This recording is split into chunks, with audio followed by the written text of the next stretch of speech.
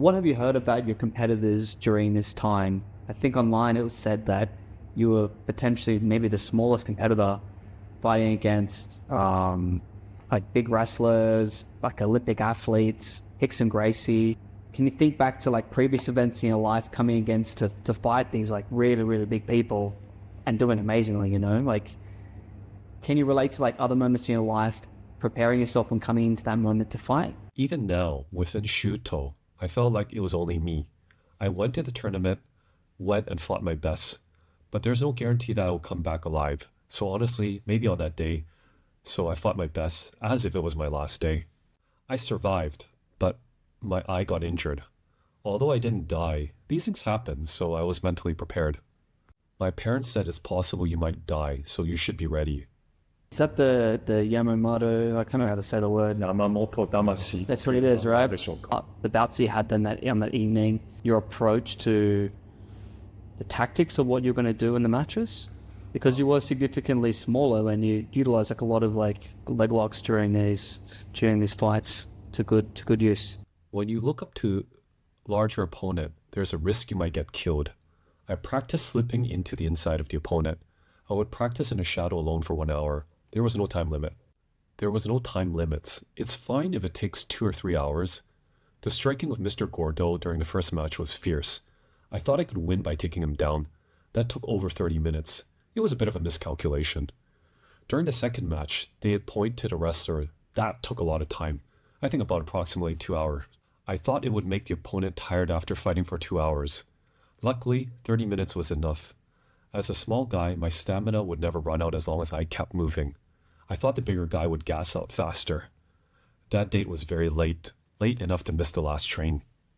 I thought it was pretty interesting to fight until the last train of the day. Perhaps this would be published in the newspapers. I did not believe that Shuto would be recognized by the world unless people were unable to return home from the Nippon Budokan. I thought it was good to end this ridiculous thing of fighting above your old weight class. I was the last fighter who had to. Afterwards, everyone could fight at 70 kilograms. Lumina, Kawajiri, Aoki, Sudogenki. Everyone could fight at their own weight. There is no more need for large fighters. This was it. This was the end. And then your fight with Gordeau, like when you were having that bout, did you know, like, in terms of like damage with adrenaline, were you just sort of in the moment of just fighting and just trying to find a way to finish? Or were you like, oh, my eyes compromised in this fight right now, like I'm trying to work out what to do? The rope, that's right. Found it there. Yeah. It's grabbing the rope to his leg. Rickson's match with Mr. Yamamoto also had the rule that they could grab the rope for some reason. It seemed to have been acknowledged by Rickson. It seems Rickson probably thought that was a miscalculation in the end. I grabbed the rope. He grabbed the rope, so I could not take him down. I truly thought he would be out very soon, but it took approximately 30 minutes. During that period, he poked my eye. In that sense, it was a very miscalculation. When I took him down, it should have finished the fight, and indeed. So in actuality, the plan did go according to plan. I thought it would finish probably in 1 minute. That was originally the plan. However, it was a miscalculation, so it was disastrous. I ended up getting injured as a result. So after that bout, and then leading into the Rickson Gracie fight, what were you sort of feeling and thinking going into that last bout? The only opponent I thought I could really fight technique for technique was Rickson Gracie. All the previous competitors were much larger than Rickson. At last, I thought I could compete technique against technique. I thought I could finally fight a more normal physique. Still, I was 15 kilograms lighter.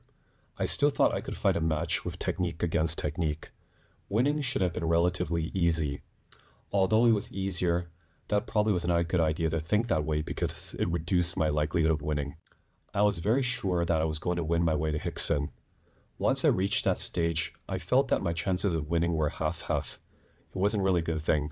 I may be harsh on myself on my competitions. So you're more relaxed coming into that bout than the other bouts with the bigger opponents.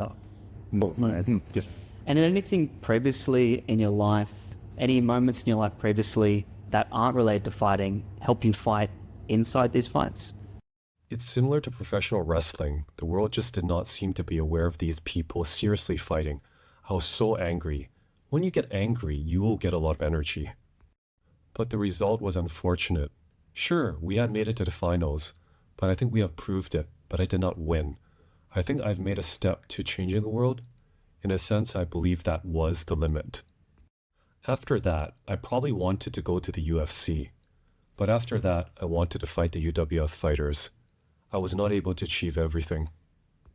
So after all, I thought getting angry would give you energy. I used to think that was a good thing. However, now I think that getting angry is petty. So that was probably my limit at that time. Thanks for sharing that. Was there anything else that helped in your life previously that really helped prepare for that, or just because you're quite young, you just sort of experienced it? At that time, I still worked, and I don't think I had that much time. I'd hang out with my wife. It was great that she supported me. Before that match, my senior high school judo club captain had passed away. It was a club called Kosen Judo. It is a system where schools competed against other schools. As my senior had just passed away, I felt like I was also competing on behalf of him. He died just right before. If you ask me now, I recall that happening. Thank you so much for sharing. I have a shirt that Nice. have yours. This one here. You've seen this one, this picture of you, post by it.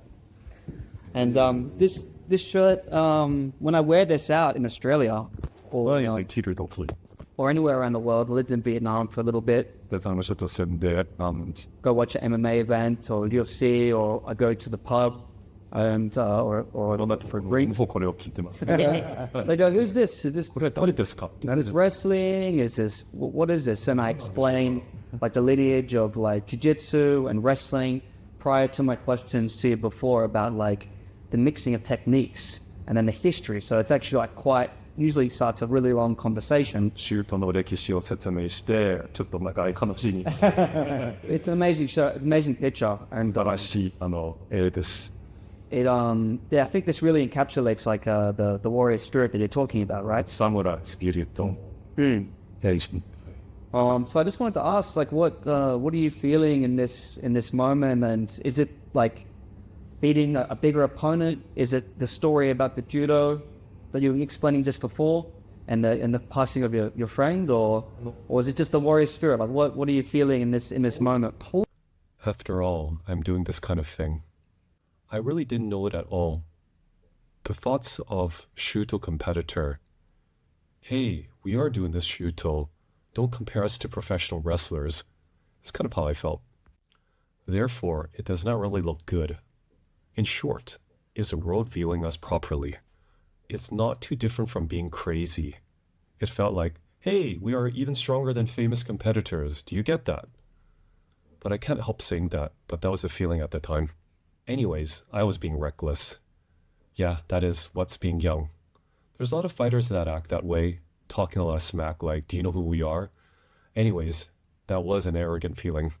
That's amazing. I wanted to ask you about your student as well, Shinya Aoki.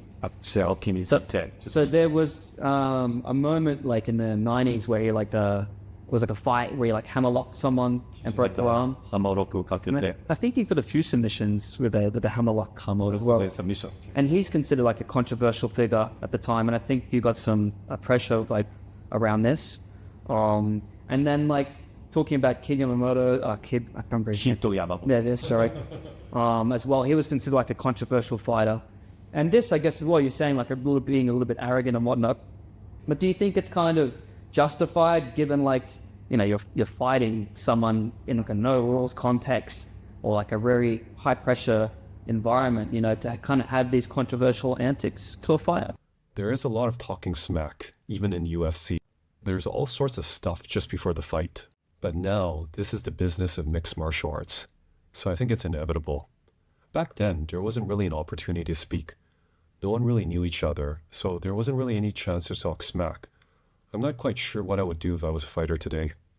There wasn't really such an opportunity, so in that sense, we had no choice but to show our strength in the fight. The competitors now fight with words. You can diss on Twitter, and you can say anything, so I get that we're very different in the present era. The current competitors have to do various things to sell tickets. On the contrary, I just needed to win. because it was easy. There were probably about 10 people that really knew me. The rest really did not. We knew who would win if we fought. Part of a good match is getting crowds excited. So things like talking smack is forgivable as a fighter today. These are things you need to be able to do as a fighter. Perhaps in that sense, we were like amateurs close to professional. And I wanted to like expand upon like your eye injury. So you kept that private for like a long time. The reason was that to like help promote MMA and keep it alive without this controversy? If you love Terminally Curious and you're enjoying the channel, please do me a huge favor. Become part of the 10% of people that actually hit the subscribe button. It helps us tremendously. And the bigger the channel gets, the bigger the guests we can bring on for you. Thank you so much for your support.